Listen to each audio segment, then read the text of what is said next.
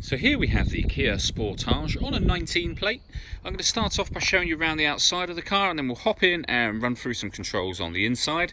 But from the outside you can see it's a 5-door car with alloy wheels. Let's start off inside the boot and then work our way around the rest of the car from there. So as we approach the boot, you'll see we have reversing sensors. This car's also got a reversing camera, plenty of boot space as you can see, along with that 60/40 split folding rear seat, and then you get a little bit more space underneath this section as well.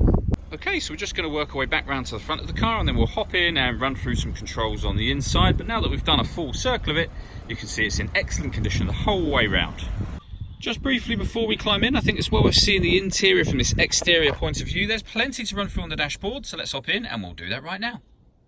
Okay, now that we're inside the car, we're going to start with the dials. On the left-hand side, we have the rev counter, and on the right-hand side, the speedometer and fuel gauge.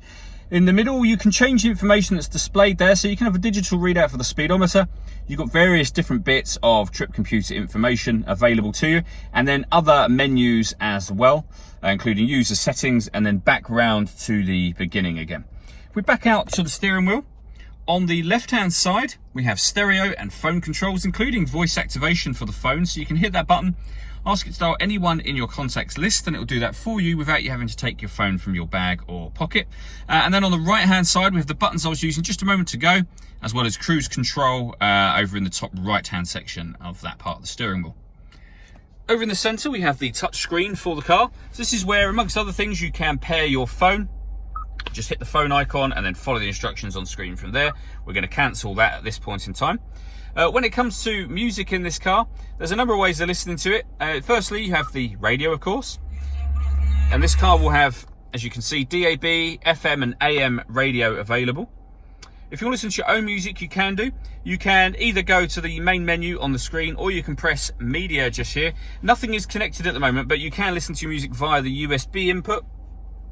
We can go back a stage, and you'll see that you've got Android Auto and Apple CarPlay as well. This car's also got satellite navigation. It's accessed just there. There's a full video showing how that works on both our website and our Facebook page. And it has a full color reversing camera with guidelines showing you what direction the car is headed in relation to the image that you see on the screen. So really easy system to use, and obviously helps incredibly with parking along with those parking sensors.